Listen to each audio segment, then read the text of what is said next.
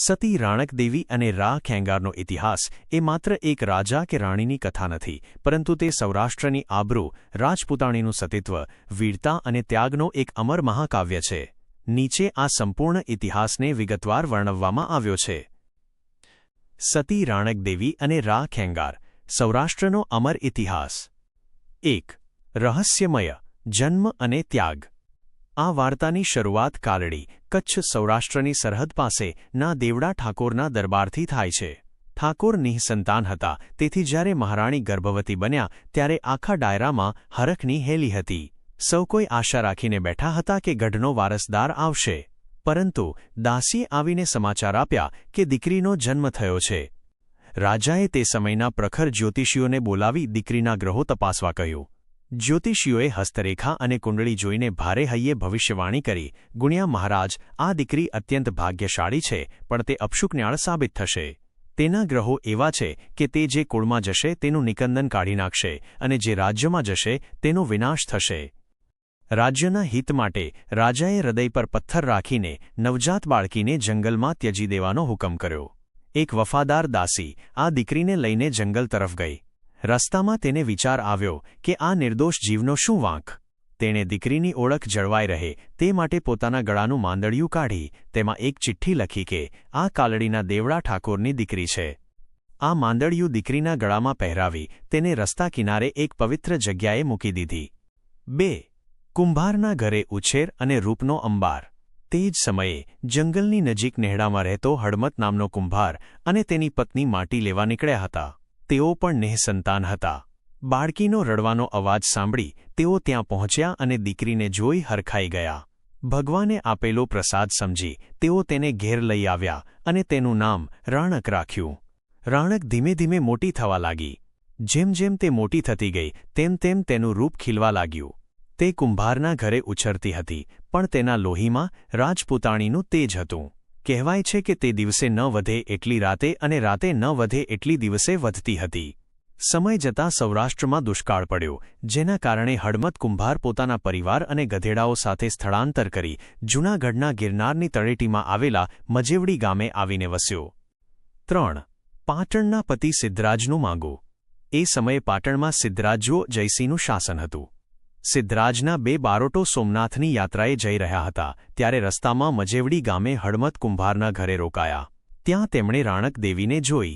તેનું અદ્ભુત રૂપ અને રાજવી તેજ જોઈને બારોટો સ્તબ્ધ થઈ ગયા. હડમતે બારોટોને સત્ય જણાવ્યું કે આ દીકરી ખરેખર રાજપૂતની છે અને તેના ગળામાં રહેલી ચિઠ્ઠી બતાવી. બારોટોએ પાટણ જઈ સિદ્ધરાજ જયસિંહને રાણકદેવીના રૂપના વખાણ કર્યા અને કહ્યું કે આવી રૂપવતી કન્યા તો પાટણની પટરાણી બનવા યોગ્ય છે. સિદ્ધરાજે માંગુ મોકલ્યું અને હડમતે તે સ્વીકાર્યું. પરંતુ જ્યારે રાણકદેવીને આ વાતની ખબર પડી ત્યારે તેણે વિરોધ કર્યો. તેણે કહ્યું કે સિદ્ધરાજ શાપિત છે, જસમાં ઓડણના શ્રાપનો ઉલ્લેખ, અને તે તેની સાથે લગ્ન કરવા માંગતી નથી. 4.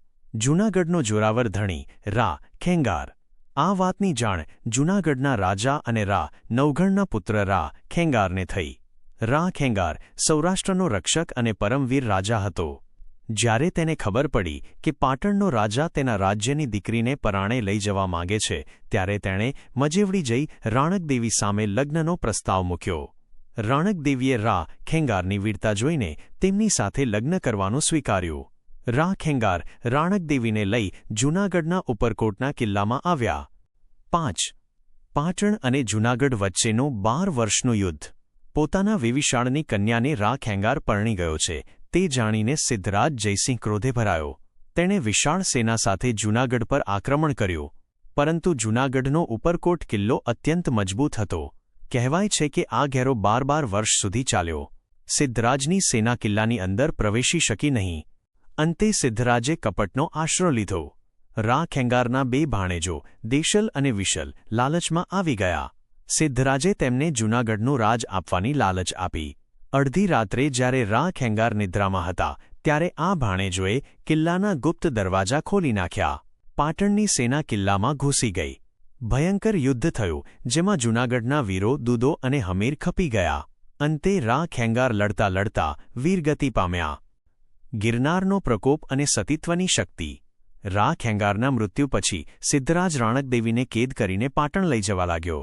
જ્યારે રાણકદેવીને કિલ્લાની બહાર કાઢવામાં આવ્યા ત્યારે તેમણે ગિરનાર પર્વત તરફ જોઈને એક દુહો કહ્યો, ગોઝારા ગિરનાર વળામણા વેરી થયો, મરતા રા ખેંગાર ખડેડી ખાંગો નવ થયો. હે પાપી ગિરનાર, તું તો દુશ્મન જેવો થયો. તારો રાજા મરી ગયો, છતાં તું હજુ કેમ અડીખમ ઊભો છે? તારે તૂટી પડવું જોઈએ. કહેવાય છે કે સતીના આ વેણ સાંભળતા જ ગિરનાર ધ્રુજવા લાગ્યો અને તેની મોટી મોટી શિલાઓ પડવા માંડી. પર્વત તૂટવા લાગ્યો. ત્યારે દયાળુ રાણકદેવીએ ફરીથી ગિરનારને વિનંતી કરી, ન પડ મારા નોધારાના આધાર. તેમણે પર્વતને પડતો રોકવા એક મોટી શિલા પર પોતાનો પંજો માર્યો અને પર્વત ત્યાં જ થંભી ગયો. આજે પણ ગિરનાર પર રાણકદેવીના પંજાના નિશાનવાળી એ શિલા જોવા મળે છે. 7. સતી રાણકદેવીના શ્રાપ. મુસાફરી દરમિયાન રાણકદેવીના સતીત્વના ઘણા પરચા જોવા મળ્યા. મોરલાનો શ્રાપ. જૂનાગઢના જોશીપરા વિસ્તારમાં મોરલો ટહુક્યો ત્યારે રાણકદેવીએ તેને કહ્યું કે તારો રાજા મરી ગયો છે ને, તું કેમ ટહુકે છે? ત્યારથી આજે પણ એ વિસ્તારમાં મોરલા ટહુકતા નથી તેવી લોકવાયકા છે. ઘોડાનો અંત. એક ઘોડાએ હણહણાટી કરી ત્યારે સતીના વેણથી તે ફાટીને મૃત્યુ પામ્યો. 8. ભોગાવોને કાંઠે. અમર બલિદાન. જ્યારે કાફલો વઢવાણ સુરેન્દ્રનગર પહોંચ્યો ત્યારે રાણકદેવીએ મક્કમતાથી કહ્યું કે હવે તેઓ આગળ નહીં વધે અને સતી થશે. સિદ્ધરાજે તેના પુત્રોને મારી નાખવાની ધમકી આપી, છતાં રાણકદેવી ડગ્યા નહીં. અંતે વઢવાણની ભોગાવો નદીના કાંઠે રાણકદેવીએ ચિતા તૈયાર કરાવી. જ્યારે તેઓ ચિતા પર બેઠા ત્યારે લોકકથા મુજબ સૂર્યનારાયણે સાક્ષી પૂરી અને સતીની આંગળીઓમાંથી આપોઆપ અગ્નિ પ્રગટ્યો. સતી થતી વખતે તેમણે સિદ્ધરાજને શ્રાપ આપ્યો કે તું નિર્વંશ જઈશ. ઇતિહાસ સાક્ષી છે કે સિદ્ધરાજ જયસિંહને પોતાનું કોઈ સંતાન નહોતું અને પાટણની ગાદી પર કુમારપાળ આવ્યા હતા. સતી રાણકદેવી અને રા ખેંગારનો ઇતિહાસ એ ગુજરાત અને સૌરાષ્ટ્રના ઇતિહાસનું સુવર્ણપૃષ્ઠ છે. આ કથામાં પ્રેમ, શૌર્ય, દગો, સતીત્વ અને કુદરતી ચમત્કારોનો અદ્ભુત સંગમ છે. અહીં આ મહાન ગાથાને અત્યંત વિસ્તૃત રીતે પ્રસ્તુત કરવામાં આવી છે. સતી રાણકદેવી અને રા ખેંગાર. સૌરાષ્ટ્રની શૌર્યગાથા અને સતીત્વનો અમર ઇતિહાસ. પ્રસ્તાવના. સોરઠની ધીંગીધરા. સૌરાષ્ટ્રની ધરતી એટલે સંતો, શૂરવીરો અને સતીઓની ભૂમિ. આ ધરતીના કણેકણમાં ઇતિહાસ ધરબાયેલો છે. ગિરનારની ગુફાઓ હોય કે ભોગાવોના કિનારા, દરેક સ્થળ કોઈને કોઈ અમર બલિદાનની સાક્ષી પૂરે છે. આમાં સૌથી પ્રબળ અને હૃદયસ્પર્શી કથા જો કોઈ હોય તો તે જૂનાગઢના રાજા રા ખેંગાર અને સતી રાણકદેવીની છે. આ કથા માત્ર બે પાત્રોની નથી, પણ તે પાટણ અને જૂનાગઢ વચ્ચેના સંઘર્ષની, રાજપૂતાણીના ગૌરવની અને અધર્મ સામે સત્યના વિજયની છે. 1. રાણકદેવીનો રહસ્યમય જન્મ અને ત્યાગ. આ વાર્તાની શરૂઆત કચ્છ અને સૌરાષ્ટ્રની સરહદ પર આવેલા કાલડી રાજ્યથી થાય છે. ત્યાંના રાજા દેવડા ઠાકોર હતા. ઠાકોરના ઘરે સંતાન સુખ નહોતું, તેથી જ્યારે મહારાણી ગર્ભવતી બન્યા ત્યારે આખું રાજ્ય હરખાઈ ગયું હતું. જ્યોતિષીઓને તેડાવવામાં આવ્યા, પરંતુ ભાગ્યની ગતિ ન્યારી હતી. બાળકીનો જન્મ થયો ત્યારે જ્યોતિષીઓએ ગ્રહ નક્ષત્રો જોઈને ચિંતા વ્યક્ત કરી. તેમણે રાજાને જણાવ્યું કે, ગુણ્ય મહારાજ, આ દીકરી અત્યંત તેજસ્વી અને રૂપવાન હશે, પરંતુ તેના ગ્રહો અપશુકન્યાળ છે. તે જે કુળમાં પરણશે તેનો વિનાશ કરશે અને જે રાજ્યમાં જશે ત્યાંનું ધનોત્પનોત નીકળી જશે. રાજ્યના ભવિષ્યના ભયથી રાજાએ ભારે હૈયે નવજાત બાળકીને ત્યજી દેવાનો આદેશ આપ્યો. એક દાસી તેને જંગલમાં મૂકવા ગઈ. દાસીને આ માસૂમ જીવ પર દયા આવી.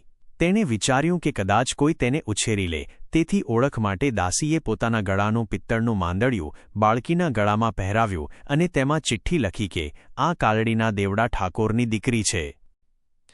2. હડમત કુંભાર અને રાણકનો ઉછેર. તે જ જંગલની નજીક નેહડામાં હડમત કુંભાર નામનો એક માટીકામ કરનાર ભક્ત રહેતો હતો. તે અને તેની પત્ની પણ નિઃસંતાન હતા. જ્યારે તેઓ માટી લેવા જંગલમાં આવ્યા ત્યારે તેમને બાળકીના રડવાનો અવાજ સંભળાયો. ઈશ્વરનો સંકેત માની તેઓ દીકરીને ઘેર લાવ્યા અને તેનું નામ રાણક પાડ્યું. રાણકદેવી મજેવડી ગામે ઉછરવા લાગ્યા. કુંભારના ઘરે હોવા છતાં તેમનામાં રાજવી તેજ ઝળકતું હતું. તે અત્યંત રૂપવતી અને ગુણવાન કન્યા તરીકે પ્રખ્યાત થયા. સૌરાષ્ટ્રમાં દુષ્કાળ પડતા હડમત કુંભાર ગિરનારની ગોદમાં આવેલા મજેવડી ગામે આવીને સ્થાયી થયો. 3. પાટણના પતિ સિદ્ધરાજ અને જૂનાગઢના રા ખેંગાર.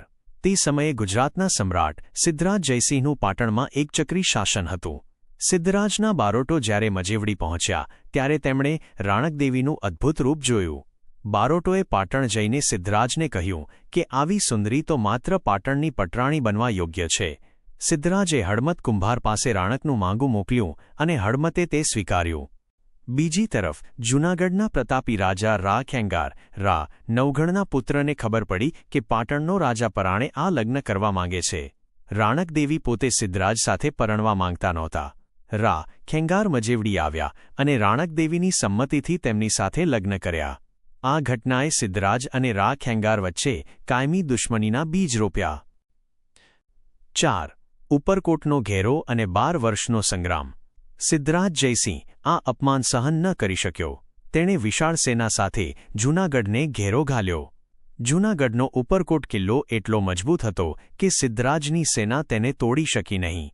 આ ઘેરો 1-2 મહિના નહીં પણ આખા 12 વર્ષ સુધી ચાલ્યો. કિલ્લાની અંદર અનાજ અને પાણીનો અખૂટ ભંડાર હતો. રાણકદેવી અને ખેંગાર સુખેથી રહેતા હતા અને તેમને 2 પુત્રો પણ થયા. છેવટે સિદ્ધરાજે કપટ કર્યું. તેણે ખેંગારના 2 સગા ભાણેજો દેશલ અને વિશલને ફોસલાવ્યા. સત્તાની લાલચમાં આ બંને ગદ્દારોએ અડધી રાત્રે કિલ્લાનો ગુપ્ત દરવાજો ખોલી નાખ્યો. પાટણની સેના અંદર ઘૂસી ગઈ અને ભીષણ યુદ્ધમાં ખેંગાર વીરગતિ પામ્યા. 5. ગિરનારનો ચમત્કાર. ગુજ્જારા ગિરનાર. ખેંગારના મૃત્યુ પછી સિદ્ધરાજ રાણકદેવીને બંદી બનાવી પાટણ લઈ જવા નીકળ્યો.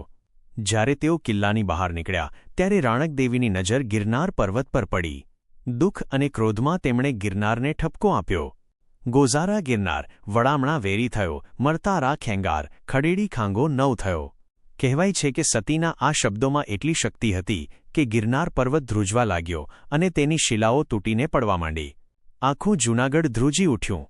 રાણકદેવીને દયા આવી અને તેમણે કહ્યું, ન પડ મારા નોધારાના આધાર. તેમણે પર્વતને રોકવા પથ્થર પર હાથ અડાડ્યો. આજે પણ ગિરનાર પર રાણકદેવીનો પંજો અને થંભી ગયેલી શિલાઓ જોવા મળે છે. વઢવાણનો ભોગાવો અને અમર બલિદાન. સિદ્ધરાજ જયસિંહ રાણકદેવીને પાટણ લઈ જઈ રહ્યો હતો. રસ્તામાં સતીત્વના અનેક પરચા મળ્યા, મોરલા અને ઘોડાના શ્રાપ. જ્યારે કાફલો વઢવાણ પહોંચ્યો ત્યારે રાણકદેવીએ નક્કી કર્યું કે તેઓ હવે આગળ નહીં વધે અને પોતાના પતિ પાછળ સતી થશે. ભોગાવો નદીના કાંઠે ચિતા ખડકવામાં આવી. સિદ્ધરાજે તેમને રોકવા પ્રયત્ન કર્યો. તેમના બીજા પુત્રને પણ મારી નાખ્યો, પરંતુ સતી ડગ્યા નહીં. લોકવાયકા છે કે સતી ચિતા પર બેઠા અને સૂર્યદેવની સાક્ષીએ તેમની આંગળીઓમાંથી અગ્નિ પ્રગટ્યો. સતી થતી વખતે તેમણે સિદ્ધરાજને શ્રાપ આપ્યો કે તું નિર્વંશ જઈશ. 7. ઉપસંહાર અને વારસો. આજે પણ વઢવાણમાં ભોગાવો નદીના કિનારે રાણકદેવીનું પ્રાચીન મંદિર ઊભું છે. ગિરનારની સીડીઓ પર તેમનો પંજો ભક્તોને સતીત્વની શક્તિની યાદ અપાવે છે. આ ઇતિહાસ આપણને શીખવે છે કે અન્યાય સામે લડવું અને પોતાના સ્વાભિમાન માટે પ્રાણ ત્યાગવા એ જ સાચું વીરત્વ છે. સૌરાષ્ટ્રની ધરતી આજે પણ ગાય છે, ધન્ય ધરા સોરઠ ભલી, જ્યાં રતન પાકતા આવે.